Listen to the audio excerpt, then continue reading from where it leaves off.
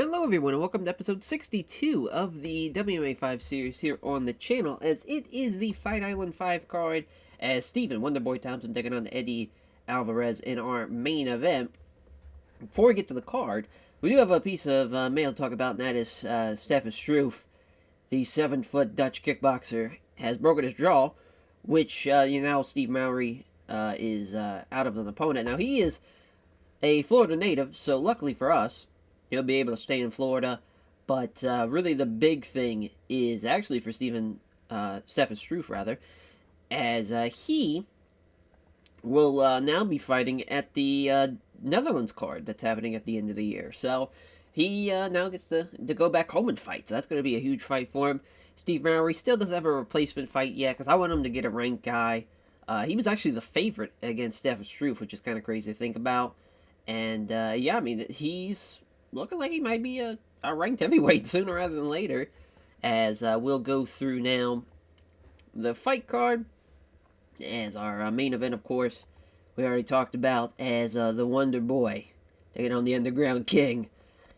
As Kickboxer vs. Striker, this is going to be a fun one for sure. Both guys are not afraid to get dirty and nasty with it and get in close. Keep it stand-up wise, and as far as the two top 10 welterweights, very much veterans for sure. As far as obviously Stephen Thompson hasn't fought as much as Eddie Alvarez has, but incredible record from 11-4-2. Obviously Stephen Thompson, a great as far as stand-up fighter, kickboxer, just beat Nate Diaz in the safe, and he's coming off a split draw with Leon Edwards, his second draw of his career, which I'm hoping this is going to be a much better fight. It should be. His first non-pay-per-view fight in a couple of fights, though. Mainly because just here in the save, it really just hasn't really been working out. He hasn't had that amazing fight yet. But I think him and Eddie Alvarez is going to have a very, very fun fight. Of course, for Eddie Alvarez, back with us as, he's in ONE FC for a hot minute. And I always liked Eddie Alvarez. I always thought he was very, very good. And he's fought some tough guys for sure. He's fought Anthony Pettis, Gilbert Melendez, Dos Anjos, of course, had the McGregor fight. The Dustin Poirier fight, knocked out Justin Gaethje. As far as it also fought even Don Cerrone, Michael Chandler, has fought Shinya Aoki as well, and Toby Imada. And of course, that Toby Imada win was pretty fucking awesome as well. That was at the Bellator 12 card back in 2009. He's a fun fucking fighter, and I think he's going to bring it for sure. He can win a lot of different ways. I mean, he's a really good grappler, especially when you think about compared to somebody like Stephen Thompson, who's not really obviously that. I would say it is fair for him to be the favorite in this fight, and we'll see how that plays out. As Yana Kunitskaya, as I always forget how to pronounce it, as Foxy Yana, if you will, taking on Liana Bajel Joja, as she is 2-1 in the UFC. Yana's 3-3. As far as Liana is the slight favorite at -110.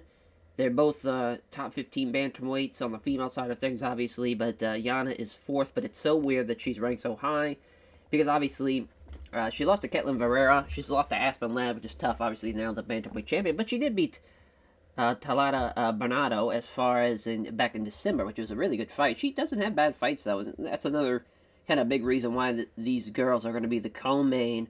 And for Liana, though, she's also had a fantastic fight with Reina Mora back in December as well. They have great fights. They get finishes. That's going to be a good main event, or good co-main event, rather, excuse me. As that's going to be a fun fight, though. It's going to be really tough to really gauge that one because they both are kind of similar styles. I think Liana's maybe the better submission fighter, but we'll see how that plays out. As Alexander the Great Hernandez taking on the Georgian Viking Guam Kotaladaz, as I always forget how to pronounce that last name, but Guam 2-0 in the UFC. Alexander Hernandez 2-2, but he is the favorite, and this is a fun fight though. Obviously, Guam is always down to bang, and as far as he is looking to get another win, he just fought James Vick, knocked him out in the second round, had a TKO finish in his first fight in the save, his first non-pay-per-view fight. which I think is for the best. He is now a ranked lightweight, and Alexander Hernandez, though, a top 15 lightweight, looking to maintain that spot, taking on a rising star in Guam. But this is going to be a very, very good fight, though. He just lost to Ali Quinta, which, of course, Ali Quinta now fighting for the belt, and he lost to Donald Cerrone. But other than that, he was knocked out Beneil Dariush. He's beaten Francisco Trinalado. He's beaten Oliver Albin Mercier. He's done a really good job. He's had very good fights along the way as well. That's going to be a fun one, too. I mean, we really stacked this Fight Island card. We always try to have these exciting fights for Fight Island, because the idea, obviously, is very much drop these two guys off on an island, or two ladies in our co-main event sense, and have them go to war for 15 to 30 minutes, unless it's the main event. But that's going to be a very good fight as well. Sergey Pavlovich against the big ticket, Walt Harris. 15-3 for Pavlovich, 14-8-1 for Walt Harris, 8-7 in the UFC, 3-3 for Sergey Pavlovich. Yemi Pavlovich is the 24th ranked heavyweight. Of course, Walt Harris is 9th, but he is the favorite in Sergey Pavlovich, as he should. It's still crazy that he lost to Latifi, and even lost to Tabora before that. So really, his only win was against Justin Leddit here in the save, and even then, he should be beating guys like Justin Leddit, no problem. Obviously, we know what he turns into, but right now, he's not really at that form that we see here in real life. But also, as I say that, though, after the loss to Aspinall, obviously just lost to Volkov, and he got pieced up pretty bad by Alexander Volkov, too. Which, Alexander Volkov's very, very tough, though, at the same time. So, he's still going to be, hopefully, a top 10 heavyweight. Obviously, if he beats Walt Harris here tonight, this would be huge. But for Walt Harris, taking on a great rising heavyweight, a guy who's been there, done that. He just beat Volkov. Just funny enough, I beat him back in January. Of course, had the fight with Derek Lewis to start off the save back in February at the 247 pay-per-view, and he was on a nice little win streak going into that fight. This is going to be a tough fight for him, though. This is going to be very, very tough. As far as for Walt Harris, a guy that big, you obviously have to deal with the size and strength, but Sergey Pavlovich is a big fucker as well. It's a fun fight. That's a very fun fight. I think Pavlovich is maybe the better grappler, but we'll see, though. We'll see. You never know. Well, Harris did knock out Alexander Volkov. As then Michael the Hammer Oleszczyk. Oh, my God. I just brutally fucked that one up. We'll just say Oleski. We'll just cut it in half and call it a day. As Darko Stosic, as the Serbian kickboxer, coming in 2-2. Both guys are ranked, in Michael and Darko. Both going into their 30s, both kickboxers as well, and this could be a very, very fun way to kick off the show on the main card, because these two, very, very close stylistically with their kickboxing backgrounds, and even skill set-wise, very, very close. You could really flip a coin with this one. As far as Michael, he's coming off of a win to Bogdan Guskov, as far as he went the distance, 30-27 him. But, he's fought OSP, he's fought Alexander Radic. The Radic loss was tough, but also, at the same time, Roger's a very, very tough guy, as he's back also in Fight Island. He's at the Fight Island 3 card, so back again with us. And then Darko Stosic, he is also coming in off a win, as far as him and Gokhan Saki, which is a very, very, very fun fight to do. Love doing that. Of course, that was at the ESPN Plus card, so this is the first time in Fight Island. He's a guy that fits right in for what we wanted to do. Former protege of Crow Cop. Looks like he's going to be, as far as a guy that is more suited for light heavyweight, especially at 6 feet tall. Just the way modern day heavyweights are now, you got to be a big motherfucker to do anything of highly, highly skilled guys, man. I mean, they're too goddamn big. And, that's a fun way to kick off the show, though, is Hiroshi Manoa taking on Asu Alabev as the Kazakhstan native taking on the as far as from Sayama, Japan, Hiroshi Manoa has making both their debuts here in the UFC. Is 16-2, 17-2, similar records. Both are top-ranked flyweights. I think these guys are going to bring it. Obviously, it's always a bit of a cautionary tale when it's two guys making their debuts. We're not really sure how exactly they're going to fight, but for Hiroshi Manoa, he's coming off a couple of wins in Pancrase. He's got a couple of submission wins. He had the decision win back in September, but he's done pretty well for himself. Mainly fights at strawweight, which is kind of crazy, but he is 5'3". He is a little fella. But Asu is 5'5". He has been having local fights for the most part. in Asia. Already 4 fights here in the save, and I think he's going to get a massive fight for him, though. Yeah, obviously, a real life UFC fighter. So, whereas Hiroshi Manoa is still fighting in Japan, he's not obviously came over to the United States or anything. Hasn't fought for former Bellator or now PFL and or even I don't even think PFL doesn't even have anything that small anyway, so it doesn't really matter for that perspective. If he's going to go anywhere, probably ONE FC might be his plateau. We'll see though. As I mean, this is a good fight. Sue's the favorite. I think that's the right call, and I think that's gonna be a fun prelim. Stephen Braveheart Ray and Groovy Lando Vanada, as far as the new Albuquerque, New Mexico native, 11-4-2, 3-4-2, a losing record in the UFC. And Stephen Ray, 8-4, 24-9, a hell of a record on him. But as far as he's coming off a 2-fight win, it's crazy he beat Michael Johnson before the save started, because obviously now Michael Johnson's a top 5 fucking guy. And, he's beating Joe Lozon, too. He's beating Ross Pearson. He's fought a lot of the kind of veteran guys.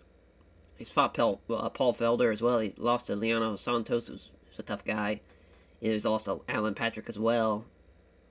Him beating Frank Camacho, though, I did not expect that at all. And he did really well against him.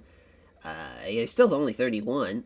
He's got a chance. He's got a chance to really make a big impact. As for Groovy Lando, though, 3-4-2. He just beat Beyonce, though, as far as back in last year, February 2020. So he's been off for a year. He's fought a lot of tough guys. Again, he's fought Tony Ferguson. He's fought Bobby Green, David Tamar, Drakkar Klaus, Frivola. He's fought Dikagas as far as well. Just a crazy record he has had as far as fighting some very, very tough guys. We'll see, though, how it plays out against him and Stephen Ray, because that's another tough guy for him, and he just keeps on getting tested. As Anton Yevazin, as the Russian native, or the Russian China, if you will, as far as, because he's a big motherfucker, taking on Mohammed the Motor Usman, as we'll see how he does. Oh my, 6'5" Russian. He's been in M1. Yep, that's where we got him from. Boy, oh boy, what a problem. He might be here in the heavyweight division again. We're trying to get a lot of heavyweights in from, obviously, Russia, from really just Russia. If we can, we're going to try kind of the Paris, Northern Africa, that kind of connecting loop of going into Europe, into the northern parts of Africa. We can get more of those guys. And also, obviously, Americans and Australians if we can, and New Zealanders if we can, and just kind of, we're really focusing on that. It's hard, though. Just the way people get paid, it's not beneficial to guys of that size. If you're athletic enough, you might as well try and go to a profession where you're going to get paid very, very handsomely compared to being a UFC fighter. But, man, if things were different, though, it'd be pretty sick. Oh, and also, get, Netherlands, Polish, I guess you could just say all of Europe at this rate, heavyweights. The more the merrier. Really kind of staying away from the American ones, but we'll see. Because, again, it's just so hard for an American to really break through, I think, as a heavyweight. It's just, I just think it's, a lot of the guys are just not, like even John Jones. Fucking John Jones is, like, the least athletic person in his family, as far as, obviously, with Chandler and Arthur Jones. Both NFL players, and obviously Chandler Jones was a hell of a player in the NFL. And it's crazy that, if he took their route as a sport in football instead of this, he probably would not be as obviously well regarded, because he'd be in a whole different platform and a whole different field of guys. Whereas, if Chandler Jones and John Jones switched, fucking Chandler Jones would be just as good as John Jones. He's got even a longer reach than John, which is kind of crazy. But nonetheless, Mohammed Usman is coming in at 9-1. Wrestling background versus boxing combat sambo background. Usman is the favorite. But I don't know, though. I mean, he's obviously in tremendous shape, and he's a really good wrestler, but I just don't think it's going to be enough for him. I think Anton's going to be a little too big for him, and he's going to be a little bit of a hard hitter for him. I think he's going to beat him. We'll see, though, as Johan the White Lion Lennis, as far as the Quebec native, who just got a huge win recently, and he's taking on Marcus Perez. As this is a very, very fun fight. Of course, yeah, he beat Aaron Jeffrey, knocked him out in 55 seconds. That was back in March. He's done really well for himself since we signed him. Obviously, it's kind of crazy. He fought for the belt at Titan FC, lost, but he's going to be doing very, very well for himself here. I'm not surprised at all that he's the favorite in a pretty good size one at that. Marcus, as far as a fun style, but if he loses this one, which is a good chance he will, even though he beat Anthony Hernandez, which is very, very cool, I don't know if we're going to keep him. We'll see, though. He'll be 11-4. Sure, he'll be 2-4 in the UFC, but I think he's going to have a fun fight. And it's always nice to have great guys that are able to have a fun style. And obviously, the Jeet Kune Do is perfect for that. We'll see how that one plays out, though. I'd say that's going to be a first-round finish. Kama Worthy against Matt Frevola. This is a fun one as well. Frevola hasn't really fought as well as he has in real life here in the save, but I think it's going to be a fun one for him. And Kama Worthy, man, he's undefeated right now in the UFC, 16-6. Frevola has not as many fights, obviously, but he is the massive favorite coming into this fight. He lost to Devontae Smith. It was a tough fight, though, for him. He's fought Luis Pena as well. I think this is a great fight for him. A fun lightweight that can crack with people. Minus 630 favorite, the biggest favorite tonight. And he's going to be a problem for Kama Worthy. But if Kama Worthy can get a win here, this would be huge. He beat Austin Hubbard by split decision, which is not the greatest thing in the world. He was a massive underdog in that fight, though, so he's used to being the underdog. We'll see if he can do it again. And the big reason why we made this fight is he knocked out Devontae Smith. Knocked him out in the first round. Obviously, that was before the save, but obviously, MMA math would really dictate that Kama Worthy has a really good chance of beating Matt Frevola, but we'll see, though, in this one. But our main event for the 7th time, Stephen Wonderboy Thompson main eventing for the UFC. The Underground King, though, Eddie Alvarez main eventing for the 4th time in his return to the UFC, as Eddie Alvarez finished 3 of his last 5 opponents. Both are world-ranked welterweights, 8 and 9. As Alvarez trains at Black Stallions, Thompson has overall record of 1-0 against other members of that team, and Alvarez is the heavy favorite, which I believe that is correct in that case. We'll see if the prediction is true, but I just think he's going to be a better grappler and be able to maybe even take him down and finish him as Yana versus Liana. As far as Foxy Yana, rather, as she is coming in as a 4th-ranked bantamweight, 7-inch reach advantage, but Liana is the favorite on broadcast stat picks, 4-3. Yeah, she's a better grappler, but Yana with that 7-inch reach advantage is going to be tough. That's going to be a very, very fun competitive fight, though, in our co-main event. And Alexander the Great Hernandez against the Georgian Viking, as Guam is, of course, ranked 22nd, Hernandez 16th. This would be a huge win for Alexander Hernandez if he can get the win and maintain a good ranking here. As Sergey Pavlovich and Walt the Big Ticket Harris, both guys have finished 3 of the last 5 opponents. Pavlovich, though, a heavy favorite, even though he is ranked 24th, while Walt Harris is in the top 10. This would be a huge win for Pavlovich if he can do it, but if for Walt Harris, be a nice little winning streak for him to beat both Alexander Volkov and Sergey Pavlovich. That would really prove that he belongs here still in a top 10 heavyweight, if you will, as the Hammer against Darko Stosic, as Darko is the favorite. Yeah, I mean, it's going to be close, though. I think Michael is going to keep it close. I don't know if we're going to see a finish or not. Obviously, with these two, very dangerous strikers. If a nice big shot lands, obviously that can change the whole tide of the fight, but it's going to be a good one. That's for sure. So Hiroshi Manoa and Asu Adabev. Both are making their UFC debuts tonight. Both are ranked in the top 25, 24th and 23rd, but Azu is the heavy favorite on the broadcast that pick 7-0 on that. And Stephen Ray against Groovy Lando, as Lando is coming in as a only one person backing him on the broadcast staff picks. Stephen Ray is 3-5 as far as on his last 5 fights being won by decision. This is, it's an interesting fight for Stephen Ray, though, to get back kind of a big swing of things, and all around I think he's going to do well for himself here, as Anton against Mohammed Usman, as Usman And in as far as making their debuts, Muhammad Usman is the heavy favorite on Bloodcast Staff Picks. We'll see how that one plays out. And then Johan Lainez taking on Marcus Perez. As Perez, heavy underdog in this one. Maybe not heavy. Heavy's really more for the next fight, but a good size or underdog rather. And he hasn't won in a couple of years. I don't think he's going to get the win here tonight as well. This is going to be a tough one, but for Johan, he is a savage. You do not mess with that motherfucker. As Worthy, the Death Star, against the Death Roller. Or the Steamroller, rather. I just combined both their fucking names. The Steamroller. Matt Favola has, of course, heavy favorite on the betting line. Coming in 7-0 on the broadcast staff picks. And we'll see if that hype will be worth it for Matt Favola. Kicking off the show, Mark Otto's referee, cage side judges. Here we go. As there's a nice right hand that lands hard. Another straight right hand that lands hard. He's not landing the setup strikes, but he's landing these right hands. A beautiful straight right again.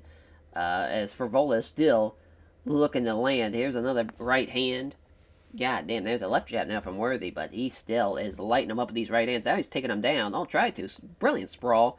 As now Worthy looking for a knee strike. That would have been a very violent way to start off this Fight Island show, and that would have been awesome. Can't connect the sub strikes, lands the right hand to the body. As left jab, right hook now. Favola again looking for the takedown. Again gets pushed down. Oh, here we go. Worthy with some big shots. Oh, goddamn. Takes a short knee to the side of the head. Another one. Oh my god. Stop the fight. Oh my lord. Yeah, Worthy is a savage in there. Great takedown defense. Huge upset.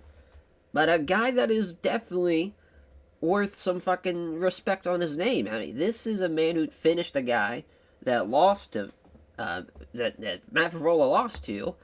Obviously should have been coming in as a nice favorite, or even a lot closer, obviously, to the betting line, but that is a massive upset and a very fun way to kick off the show with a fucking disgusting finish with some knees after stuffing the takedown. Do you think I'm in a 10th planet? Fucking shout out to Bravo as far as having him prepare for the fight, and sponsors for supporting him financially as well. Man, I mean, Worthy is a problem. We'll see how Johan does. The Quebec native, the White Lion, taking on Marcus Perez. 11-1, 11-3. I think it's going to be another very fun fight for Johan. We'll see that they touch gloves. Johan's already left hands exchange there from Perez. Couple of punches, and goes for the body kick, doesn't land it though. There's a jab, but misses the right cross. Or actually, he doesn't connect the left jab, hits the right cross, rather, excuse me. Now, again, I mean, Marcus is doing pretty well. Marcus Perez, now he's looking to shoot. Brilliant sprawl there from Johan. Thought we were going to maybe see another finish from a sprawl, but that's a jab and a right cross that lands hard. Yeah, we know how hard Johan can hit, but there's a nice left jab and a right hook from Perez. He's not backing down. There's a jab and a right cross. There's a left jab and a leg kick now from Perez. Perez might win this round, especially if he gets this takedown. Oh, he grabs the cage. That's a fucking verbal warning. Got that one there. I would say he's done it. I think he won that round. Beautiful start for the underdogs here tonight. As far as Johan, his underneath side control. Good shit. Wow, they're going to give it to him? That's kind of crazy. Yeah, I would definitely say it's Marcus. I mean, yeah, they've landed. I guess Johan did a good little bit after stuffing the takedown. But I don't know, though. I would still say Marcus won the round. But I guess it was a lot closer than what it seemed like. It goes for 3 quick punches, one of them landing. Now as Johan's getting tired, there's a right hand. Some quick punches and a nice uppercut. That's crazy. Here comes a counter from Perez. Right cross. Beautiful counter. Counter jab now doesn't connect. Right hand. Big right hand from Johan. They come together again. Oh, man. Misses the high kick. Here comes a counter. As Perez comes in with a quick jab and a low kick. Left hand. Man, he's fucking him up here. As they both step in. Dodges the right hand. Counterattacks to the left. Comes in fast. 3 quick punches. 2 of them land. The big head kick, though, misses. And they're coming forward again. Off balance. Here comes a counter from Johan with a left roundhouse kick to the body.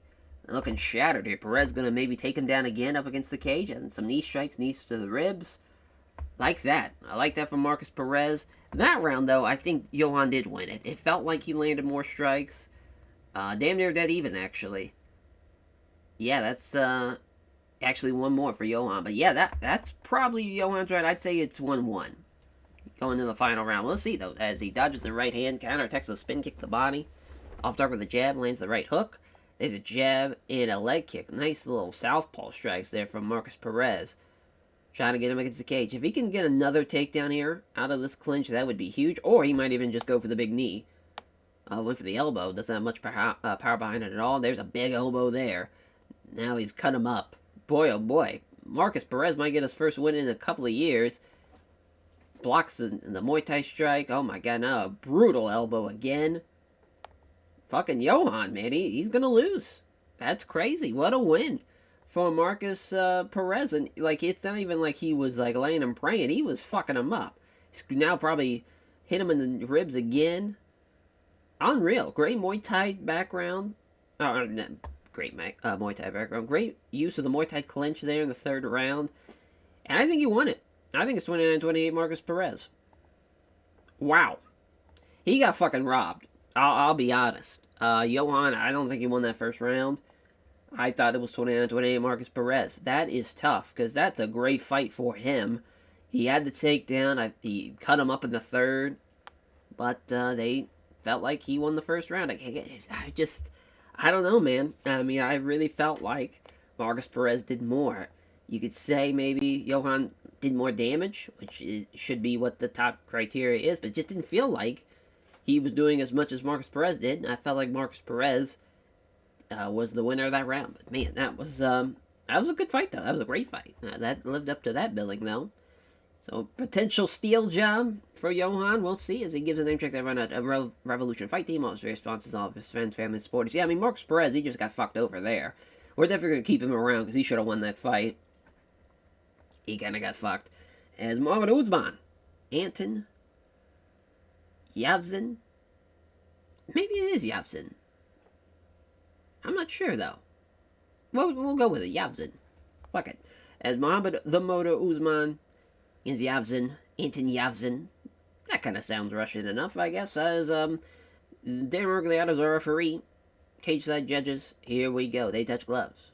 Jab. Sithering kicks to the legs. Usman with a takedown. Already. Passing the guard. Oh boy, it's a scramble.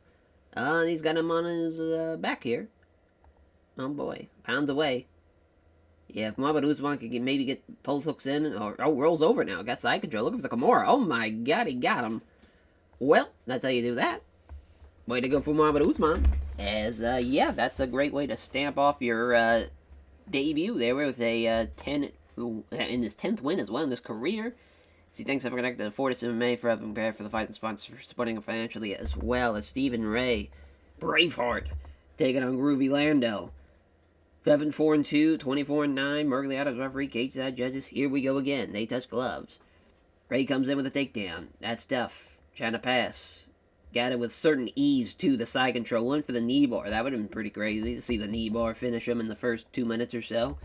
Now they're both fighting on the ground as far arm triangle now. And defended as well. Minute left. Stephen Ray looking from mount. Stays in side control. And yeah, that obviously Stephen Ray's round. 10-9.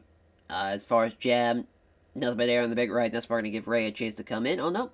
Look at Lando though with a left jab and a left kick to the body. So it's a good counter.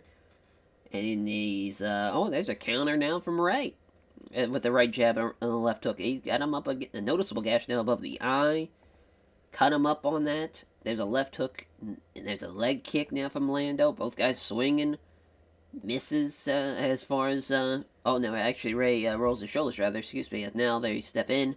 Dodges the right hand counter. Attacks the left hook. Looking for the takedown. Got it again. Yeah, he's timing those takedowns pretty perfectly. Looking for the Kimura. And he got it. Great stuff for Stephen Ray. He looked great. Poor Lando, as far as he was a bit of a buzzsaw there.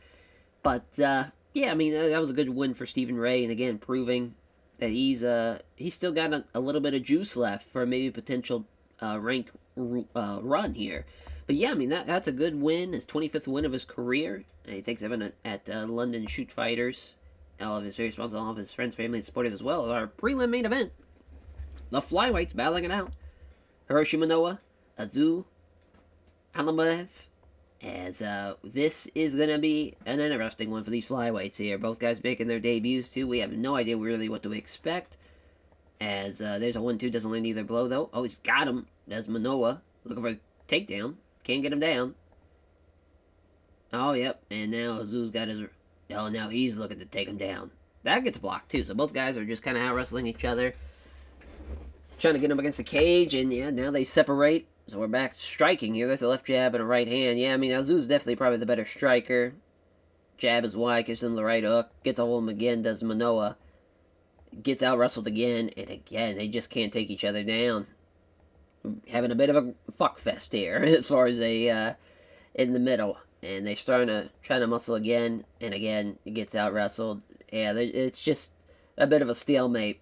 Unfortunately for us, because, yeah, not a great fight. This is not what Fight Island's fucking about at all. There's a nice straight right hand, though, to kick off the second, but now he's got a hold of him without taking too much damage. Yeah, Manoa was probably the wrong guy to put on this card, because he's definitely going to be looking to grapple up with people and wear and tear, just kind of lay and pray and make sure he can maybe get wins off points, but this has just been a brutal opportunity now to again get back into a clinch and again trying and get him against the cage, but he just keeps on getting out wrestled. And for Azu, he should be doing more damage out of the clinch. Instead, he just keeps on trying to go for takedowns, and it's not going to happen. His wrestling's too good, unfortunately. And again, they back up against the clinch here in the on the cage, but it gets out of it. And there's a crunch. There's actually just a regular right hook, rather. And now Manoa is able to grab him again. Azu's able to get it again, and he gets stuffed. It's just brutal. It's brutal to see. As far as who's winning the fight and who's winning the rounds, I'd say Azu's up, but who knows? Who knows? At this rate, there's not a whole lot going on. But now, as far as a right hand from Azu, gets a hold of him now. Potentially, oh no, there's a 1-2, doesn't land either blow. Start to slow down. Hits him with the right hook. Now it's got him up. Yeah, I think Manoa's not going to win this one. He's got cut up. No way he's going to win this round. He's not going to be doing any type of damage either. There's a nice jab and a straight right. Here we go. Now he's starting to lay him in. But Manoa, again, just trying to grapple up with him. Not going to happen. Yeah, and he's going for takedowns, and that's not going to happen either. Yeah, I mean, Manoa is going to stop those every time. There's a right cross from Azu. And now, again, trying to grapple is Manoa, as he's done for the last 15 minutes. Got him against the cage. Oh, no. And no, he's smothering him. Yeah, just brutal to see that. Very, very brutal to see that. Oh, my God, it's going to be a split, because it was a fucking shit show of a fight. And Manoa gets the win, too. That's very, very tough. Azu should have won that fight. I don't know how you don't give him the third round. That's fucking crazy. Yeah, he should have won the third. He cut him up. He did more damage. Landed more strikes. I mean, Jesus Christ.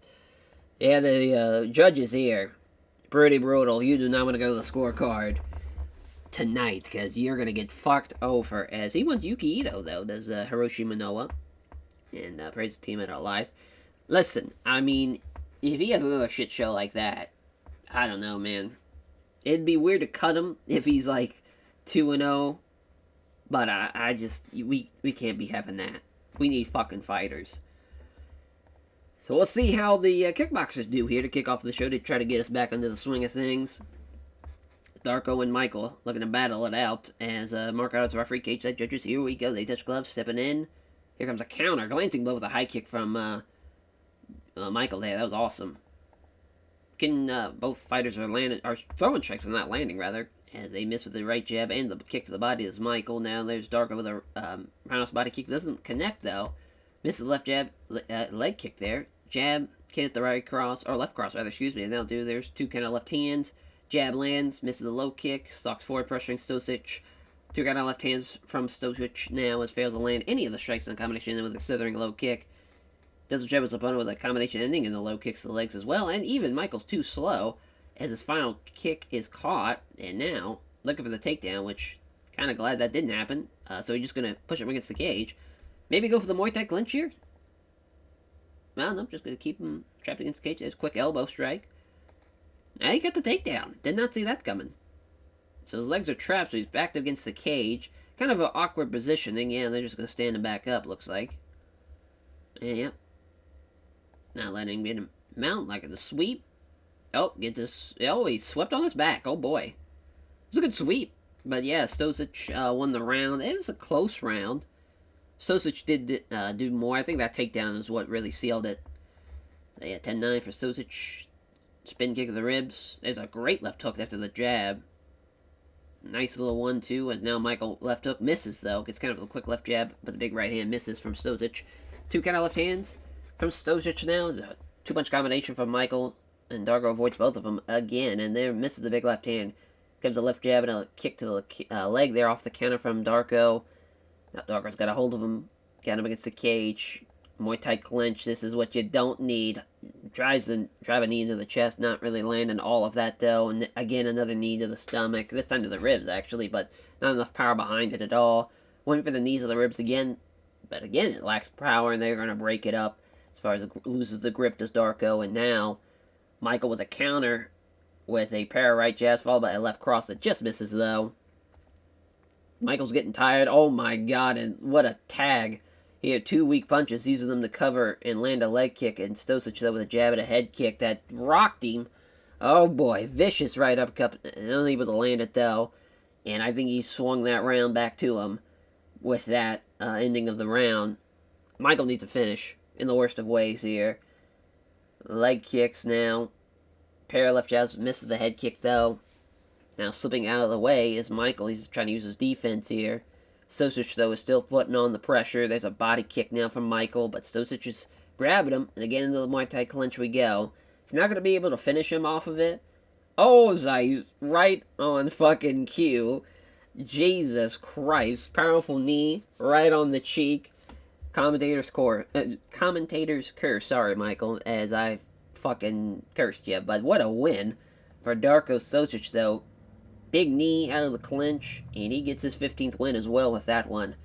Yeah, he's a problem. He is a problem for sure, as he thanks everything at the Frontline Academy, all of his, for helping him prepare for the fight, and sponsors for supporting him financially as well, and it's good shit. It's good shit there. Sergey Pavlovich and Walt Harris. The big ticket. They're going to get a big win here.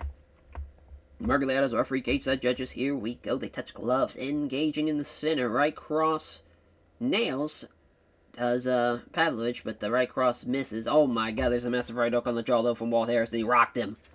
So Walt Harris is going to finish him. A couple of big shots are coming through. Oh, and he keeps great composure and even sweeps him. Oh boy.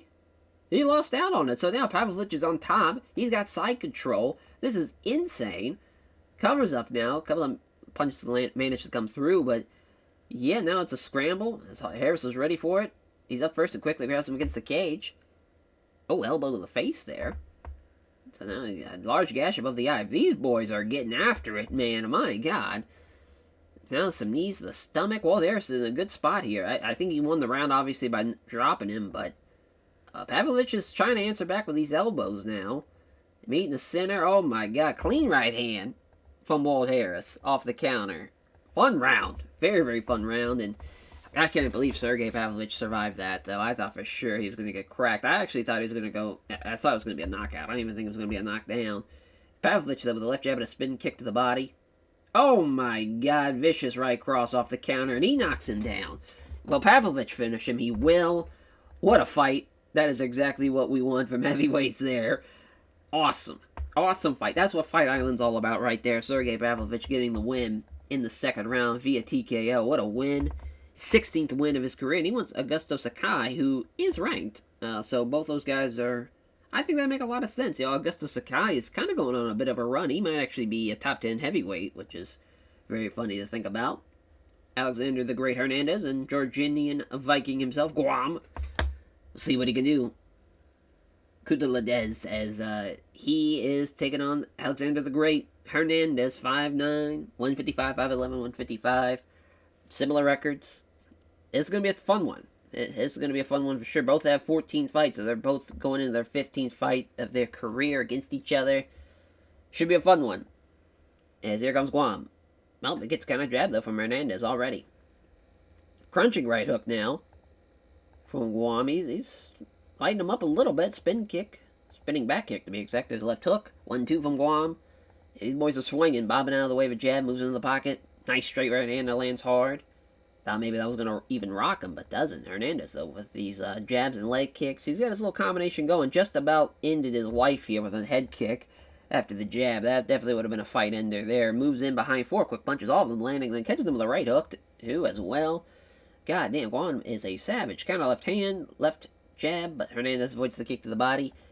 Lands the left kick to the ribcage. Does Guam coming forward on the strikes. Kind of left. Left jab, misses the vicious right, though. Jab in the exchange, connects the jab, misses the vicious right hand. Comes to the left hand and a spin kick to the body from Guam. Moving in again, counter jab misses. Ends with a roundhouse kick to the body that fails to land. There's counters the right hand with a left jab and a right hook to Guam.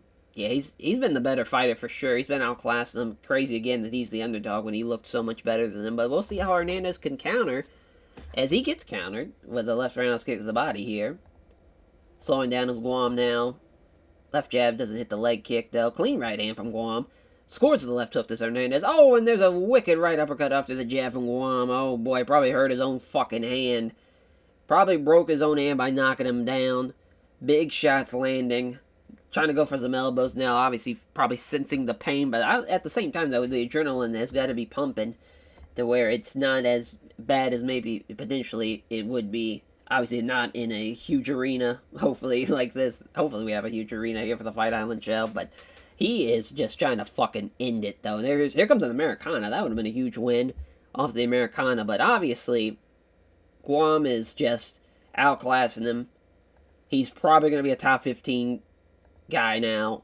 He's probably going to win 30-27 unless he finishes him here in the third, or if Alexander the Great Hernandez is able to come back. There's a jab in the right hand. Oh man, crunchy right kick to the body. He's fucking piecing him up. This is a hell of a display here from Guam. His striking's been incredible. Doesn't trouble his opponent with a combination and a spin kick.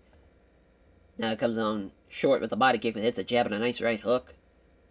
Oh, now he's starting to lower his hands a little. I think Guam's getting a little tired. There's a jab and a left roundhouse kick to the body. Jab and a leg kick. The jab and leg kick's not going to work. Guam's doing too much damage. He's just fucking him up. His stand-up striking has been tremendous. As we'll see, though. We'll see if Hernandez can get the one big shot, but I just don't think it's going to happen. And there's a left jab comes short of the body. Shattered now as they clinch up. Hernandez trying to muscle him up. Got him. So this is exactly what Hernandez needed. He's got the Muay Thai clinch. Damn, ran out of time. But yeah, 30-27. Great win for Guam. He looked tremendous out there. And he gets his 13th win of his career. That's tremendous stuff. As he praises his team. I'm not even going to try and pronounce that. His various sponsors, all the fans came out to support him as well. Great shit. There's our co-main. The bantamweights battling it out. As he Foxyana taking on Liana Georgia. As far as the Georginian, looking to go 2-0 tonight for the Georginians. See if she can follow it up with a win here. Much like Guam did, as they start and touch gloves. Here comes the strikes. Neither fighting really anything, no. And there's a stiff head kick here. Oh, it doesn't make contact, rather. Excuse me. It doesn't make contact on the right jab and the left head kick. That's tough. Yeah, they're both swinging, but they're both not able to land shit, unfortunately. Oh, there's a feint that gets bought completely by Liana, but there's a 1-2. Doesn't land either blow, does Yana. Yana's trying to move in close. Counter jab, misses all the strikes. This is not what we wanted to see in the co-main event. But there's still a lot of time left. Goes up top for the high kick, but it's a glancing blow. Scores the jab, finds the right cross, is blocked. So at least they're going for head kicks and shit. But just a little too much of a mirror match, unfortunately, I think, so far. There's a leg kick, though, from Yana. That's the end of the round. I think Yana won that one. Oh, they're going to give it to fucking Georgia.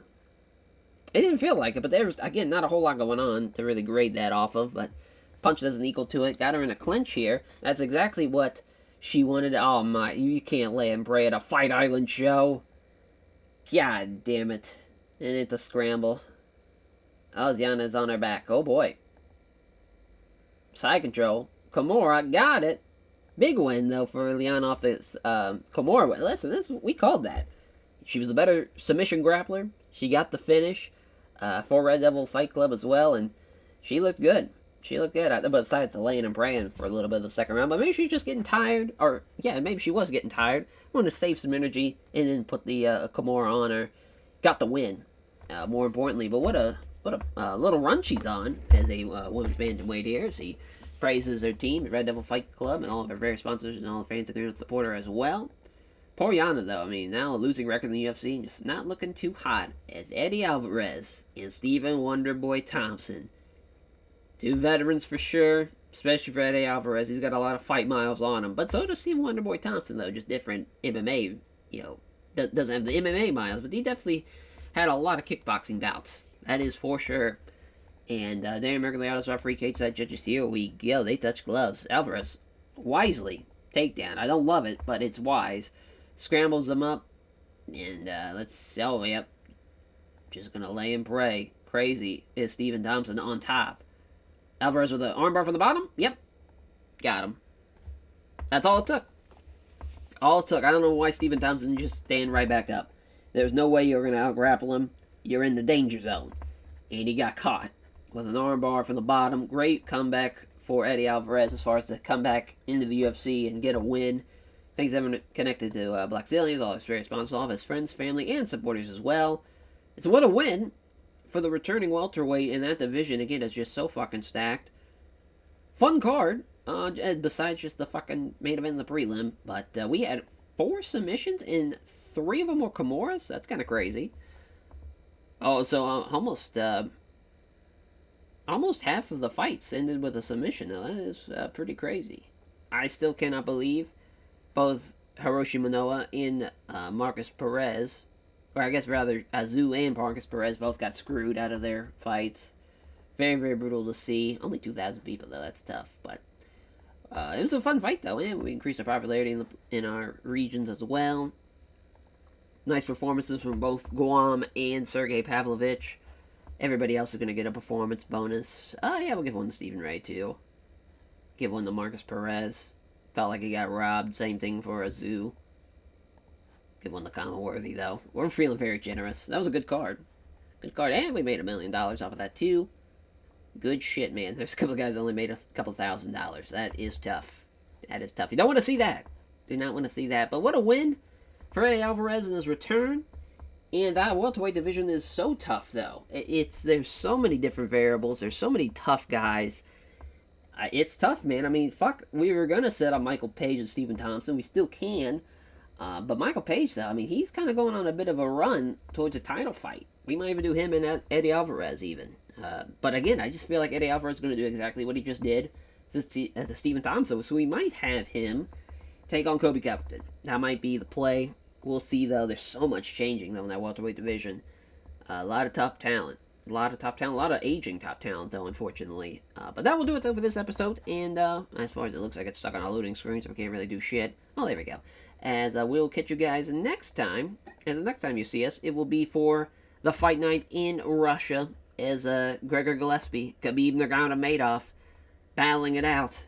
And, boy, Khabib getting back into the saddle again. Maybe there's internet rumors swindling that maybe there will be a tough season of Khabib Nurmagomedov versus Conor McGregor. Who knows? Who knows? Is it fact or fiction? We'll never know. No, we will know eventually, but we're keeping it tight to the chest for now, as we will catch you guys there. Take care, everyone.